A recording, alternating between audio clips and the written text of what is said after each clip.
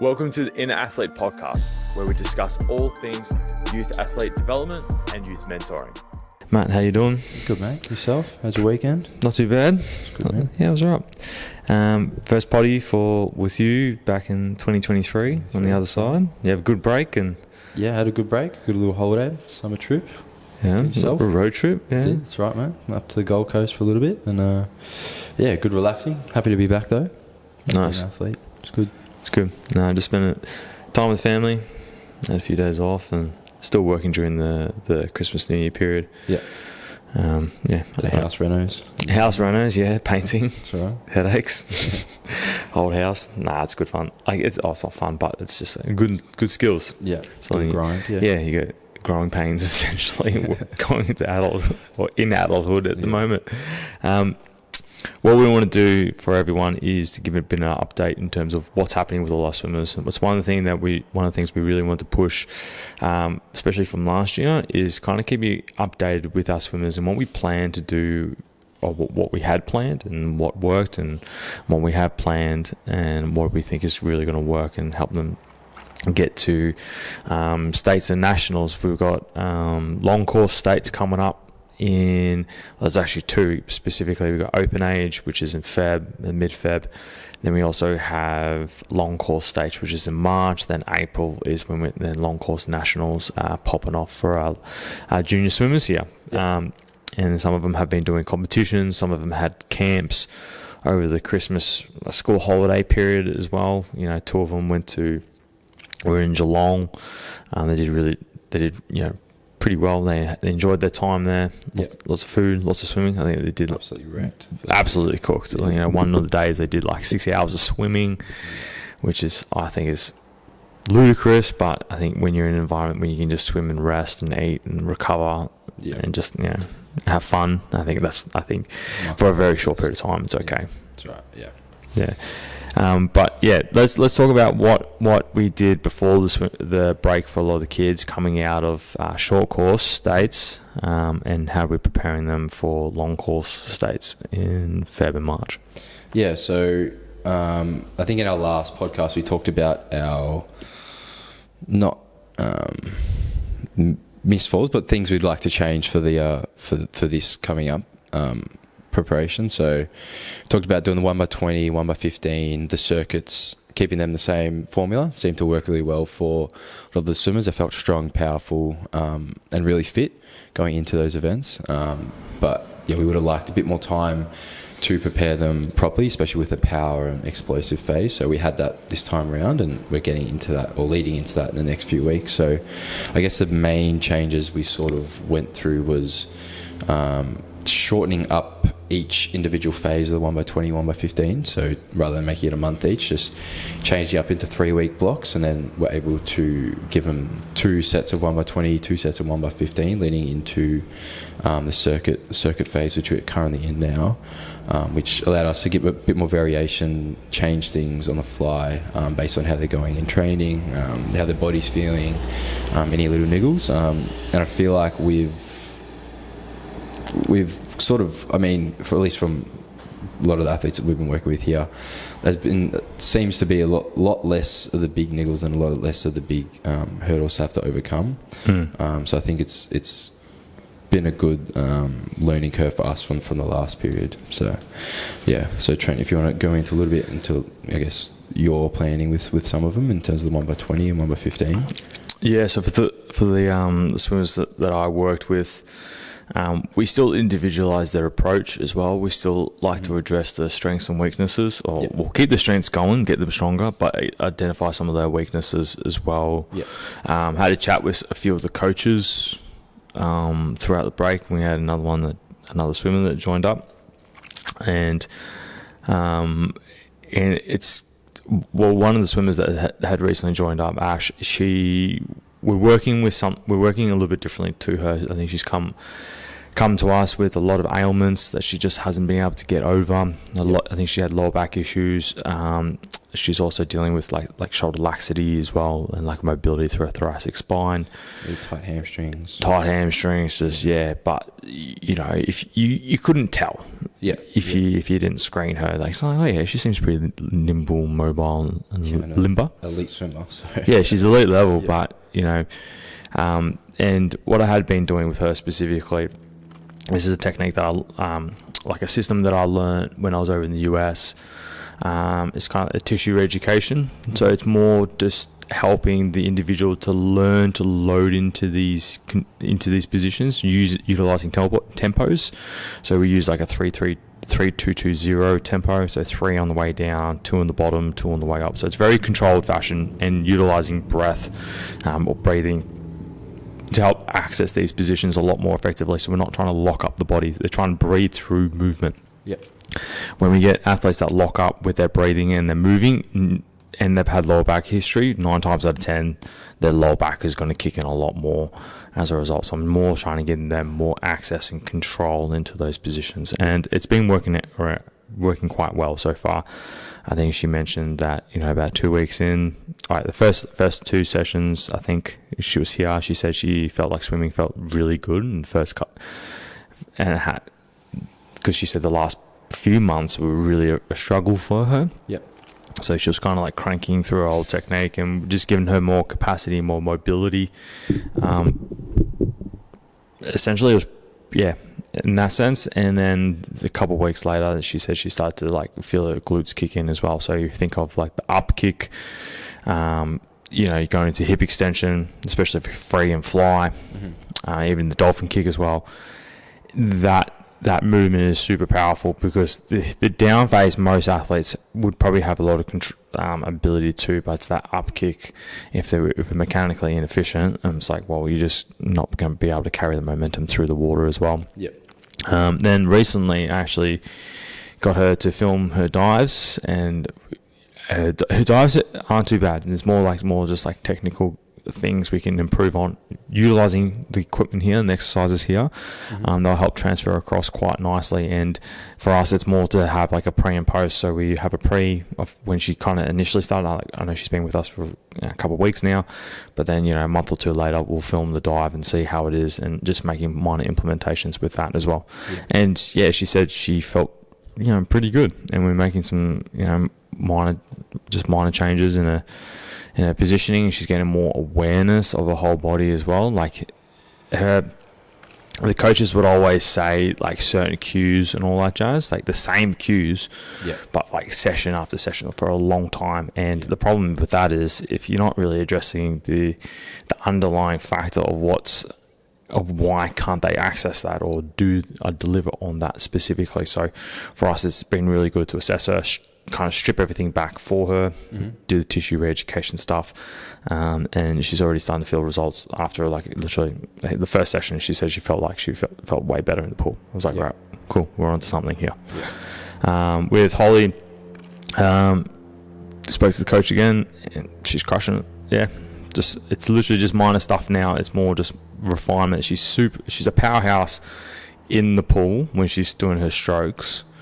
The next part is if we can nail those turns and make them get her more of a tighter turn, but also get more out of her block starts. She'll crush it. Yeah, keep her injury free as well might help. Yeah, I know, Holly, if you're out there, can you please stay injury free? Yeah, fingers. Yeah, fingers seems to be the biggest one for her. But she's. All jokes aside, she's absolutely doing well. The feedback's been really good. Her up kick has improved. That was one of the problems, one of the issues that was identified earlier on when she started with us. We've just given her more awareness and control, and now she's onto the circuits. She's on the 2040 circuit at the moment. Her weights seem to go up pretty much every session as well. And it's kind of weird because the swimmers are used to working so hard. They don't like it's weird when they have to rest. We have the prescribed rest, so they do 20 seconds on, 40 seconds off, 6 exercises at the moment. Majority of them are on this at the moment. In terms of the exercises, some of them are universal for all members, for all swimmers, but one or two we may tweak depending on what their needs are. Yep. And yeah, she's absolutely destroying it at the moment in that sense. And then she has to rest for 2 minutes, and then she's going to repeat that another 3 times. I think I'll probably ramp it up to 5 rounds of that. She's doing really well. Yeah, you're right. Like for them, they've like a few seconds rest is luxury in the pool. So to tell them to rest for 40 seconds in between exercises, it's sure it's a foreign concept for them. But yeah, it shows that they have a lot left in the tank. They're very powerful athletes. But yeah, I think they have a lot in them to give. So I think especially using the 1x20 and the formula we've got at the moment, we're able to harness a lot of that strength and that power that they already have. Just from their sport and everything they're doing at the moment, but yeah, we're just able to teach them to better use it and better utilize it in their sport and just in a general sense as well. Yeah, which is good to see. And I think want to touch on a lot of the technique stuff that we do. So like in the warm ups and the strength and power stuff. There's always the old thing, talking about sport specificity, sport specific training and all that jazz. But if you really strip down the movements, you can actually kind of help them create more capacity in certain areas by just understanding some strength training exercises. Like, for example, like a half kneel, single arm high to low row. So that position, right, is reaching up as if you're kind of trying to turn, like for the freestyle. Yeah. You're teaching them to reach up, give them collapse the ribs, but on the right side, keep their ribs on the left side, then pull down as if they're actually pulling their arm through. Yeah. And if they show a rib flare, of their ribs flare in that position, then the likelihood of getting their lats to kick in is going to be a lot harder. So we're teaching them more positional awareness, utilizing the gym equipment, utilizing cables, and angling them in certain positions. Yeah. And they feel their lats kick in. And that was the same story that we had with Holly when she first started, just keeping her head down. She couldn't feel her lats when she was doing freestyle. She said when she was using the snorkel, she felt her lats kick in. I was like, all right, let's play with that position. Boom, lats kicked in. All right, great. Now she's cruising. Yeah.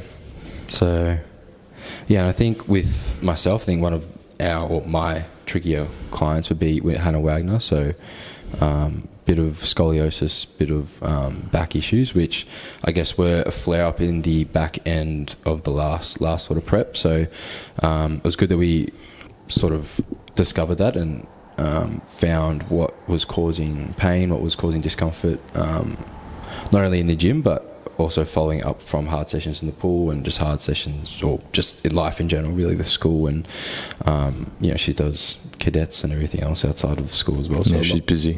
A lot going on. So I think with her this prep around, I know she's just been come back from holiday, but we're able to address that earlier on and then prevent or just take out those exercises that were causing pains and just substitute them with exercises that still work the same muscle groups, but she was able to really progress. So I think now she's back. I think we'll move on to the 2040s, but when she was away, we were still on the 30 on 30 off circuit. So she was making really good progress there. Still had to strip, I guess, the exercises that we had to give her were, I guess, load limiting, but she's still able to really progress and make great strides in that strength endurance, which we're really focusing on with her because I know she loved doing the circuit. She loved how she felt afterwards. I remember that was the big feedback from her last time. She's hasn't felt as fit as she was when she did that last time. So hopefully coming back from America, I know she had some time off, but she was still training over there, which is good to see. Good dedication on her part. So hopefully we can progress into some more power stuff with her. And we'll play around with some more specific exercises. But yeah. Yeah, and then we got Mia. Yeah. So big, I guess, triumph story for her. She's got her first big competition in 3 weeks or something. Feb? Yeah, obviously it's Feb, yeah. Yeah, it's about 3 weeks away now. So, so I guess it's his first time listening. So Mia, one of our star swimmers here, had a injury in the pool, so had to get surgery on her knee, so torn meniscus, and go through the whole rehab process. So I guess another testament to her and be able to stay resilient and keep coming in. So she couldn't swim for 2 months, I'd say. Approximately, 6 weeks, 2 months, something like that. So begrudgingly, she increased the 4 times a week here, so coming in to strength train 4 times. So we're able to progress a lot with the upper body. I think she's benching with almost 20s now, which is... oh, shit. Yeah, 20 kilo dumbbells. So upper body strength has exploded. Lower body now is slowly coming along. Trap out, deadlift, squats, full range of motion, able to do all the exercises. Now we're just able to slowly build that load and that capacity back up through the left knee. Yeah, through her left knee, which is good to see. And now swimming full tempo, full volume. Normal training schedule. Just building back that race pace and just dropping those times slowly over time, which is very promising to see. And I think for her, she's definitely a win mindset, like loves to win, loves to see progress. So I think it's getting to that fun stage where each time she gets in the water, she's getting better, getting faster. So I can see she's enjoying her swim training. She's swimming a double 2-hour sessions. Not most days, but a few days during the week. So getting that volume right back up. Times are dropping, and I think she's slowly starting to love swimming again. I know she's got through a little bit of a grey patch where she was just getting frustrated with the whole process, but now we're all back into it again. I think she's going to kill it when she gets back in there and starts competing. Yeah, she's absolutely crushing it at the moment. Like, her strength's gone up, hip thrusts, over double body weight. Yeah. For reps. Benching is, if I got on a barbell bench, she could probably get close to body weight on that. Yeah. Which, she's super strong in that sense. But I think it's a really good point, and I want to relay this back to why me joined up here in the first place. She actually said that her legs were really strong. Her legs were a strong suit. And this is actually pretty common with a lot of female swimmers that I've noticed, that their legs are really strong and the upper body doesn't seem to want to keep up. And I think this is a really good takeaway for any swimmers that want to go to the next level, with states, nationals, Dolphins program, or race in college or something like that. Like, really work on your upper body strength. Continue improving your strengths, but you also got to double down on your weaknesses, so then your weaknesses can complement your strengths. Or if that makes sense. And the biggest thing that I've noticed with her, she says, when she does arm only work, she's keeping up with everyone. She's cruising. She's humming. Yeah. It's when the legs start to kick in, and obviously having the knee issue and recovering from that, she, better. If she had to do a 50-meter sprint or 100-meter sprint, I think she'll be able to keep up with everyone. But if she had to do like a full session, that's where cardiovascular fitness, cardiorespiratory fitness is kind of like, it's a little bit down at the moment, but that's more just a matter of time and putting the effort in order to get that back up to speed. And I think harping on what you just said there with the upper body strength, I forget the study now, but it was squat power or squat strength, lat strength, and then bench press was the 3 key predictors of swimming performance. So I guess like you just said there, like working on that upper body strength and power is going to be a big, especially if you start earlier on, like you're just going to set yourself up to just be better, in a better position when you get to that phase where I guess puberty and everyone starts catching up to you. That's where that strength conditioning work is going to set you apart more than your luck of the genetic draw and hitting puberty a bit earlier than some of the other swimmers. So if you're setting yourself up and getting that base done early, then you're only going to improve as you get older. Yeah, and from a physiological standpoint as well, on average, females tend to have, if females and males had the same muscle fiber types, right, same ratios. So I'm talking about fast twitch and slow twitch muscle fibers. If they had the same, females would actually have way stronger legs. 100%, right? In terms of their actual muscle mass, if they had the same proportion, right? But because of what the females, or way girls and females are built, from a reproductive standpoint, they need stronger legs later on down the track if they just do decide to have children or carry children, essentially. So as a result, you don't need extra muscle mass in the upper body whilst it's more in the lower body. On the men, it tends to be the opposite way around. That's why, you know, you get big, broad swimmers like, you know, Cody Simpson, you know, he's like a Dorito. Yeah, Michael Phelps. And Dressel, yeah. These Dorito-looking guys. Yeah, massive. They have quite lean legs. Yeah. Like you say, canoe, very, very wide at the top, and then just narrow and slim waist down. Yeah, and with females, like, yes, they do tend to be a bit broader, but they tend to be quite slim overall. And they, like I said before, if females had the same muscle fiber ratios as the men, their legs would be a lot stronger than males. Comparatively, yeah. And we got, and Shiloh. Shiloh's just trudging along. She's crushing it at the moment. Yeah, had a few little niggles with calf recently, but yes, that's right. But nothing too major. It mainly just prevents from with her, it's just more the warm-ups and the jumps and stuff like that, but the actual program hasn't been too interrupted. It's just sort of the more explosive stuff at the start of the program that's had to just be adjusted a little bit. But I don't think anything too major with her. She's still cruising along, not loving the circuits, but getting through them. She does them. Yeah. And then the other thing, we've also got Lockie on that side, who's been doing a lot of life-saving during this break, and obviously his focus is more so on the life-saving side. He does swimming obviously to complement his life-saving in that sense. So in terms of his focus, it's not really on long course states in that sense, but you know, it's still semi-important. Yeah, and by all accounts, I know he's been away over the New Year's and Christmas break, but we've really been working on his mobility, specifically his board mobility. I know staying in that, almost child's pose position at the bottom of the, especially when you're reaching forward, is really struggling in the hips, glute region. It's getting really tight. So I'm really working on that through daily mobility or nightly mobility work, just 5-10 minutes max.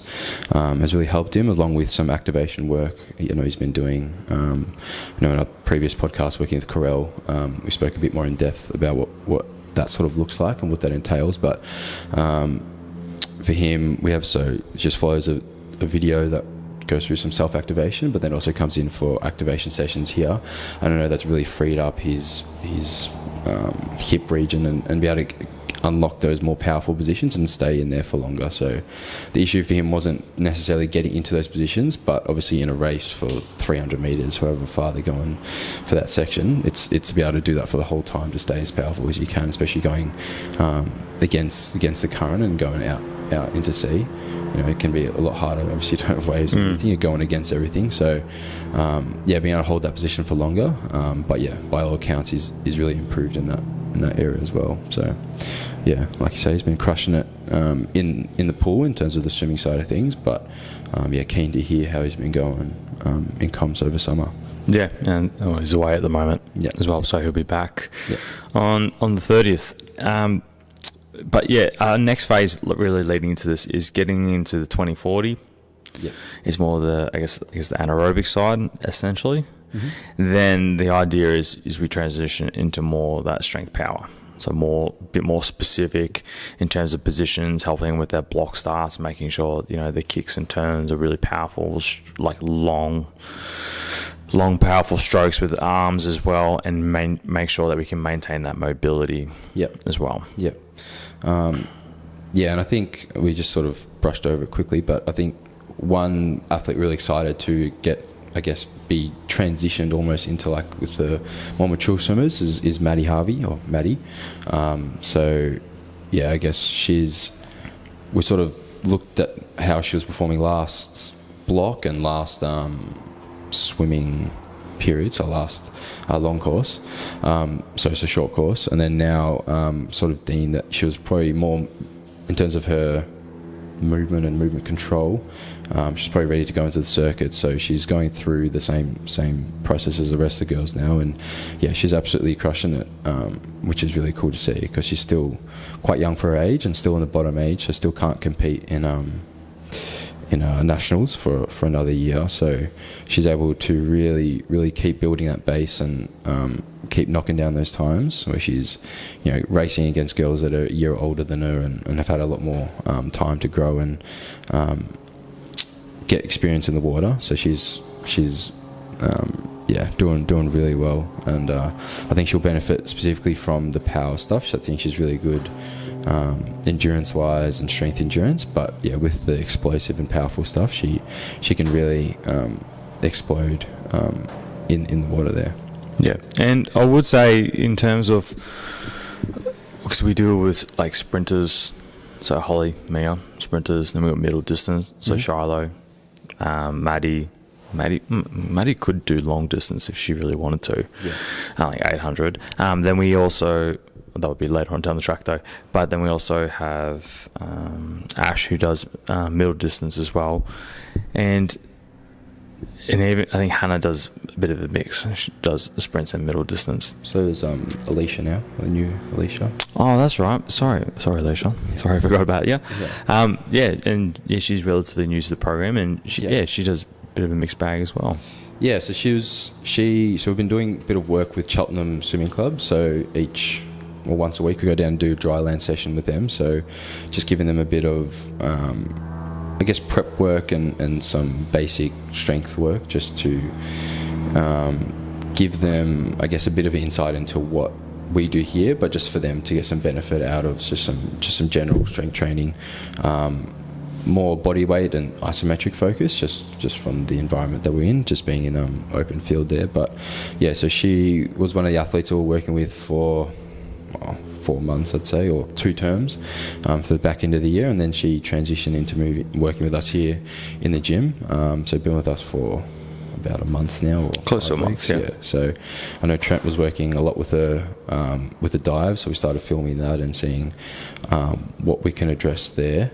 But she's tried some long distance events. I don't think she's too much of a fan with the long distance, more the sprint and middle distance work. But she's, I think, getting her used to working with some actual weights and moving them. I think she's really going to start to continue to progress. She's still quite young as well herself, so there's a lot of room for improvement with her there. I know, so the technique stuff's starting to improve a little bit, and I think that's in part due to just understanding body positioning with the strength work. So just being able to get a bit stronger at end ranges of motion, I think is really helping in the pool. Just better control her space and her body in the water, and definitely with her dives as well, just getting the positioning and getting as long as she can getting into the water, I think is really benefiting her.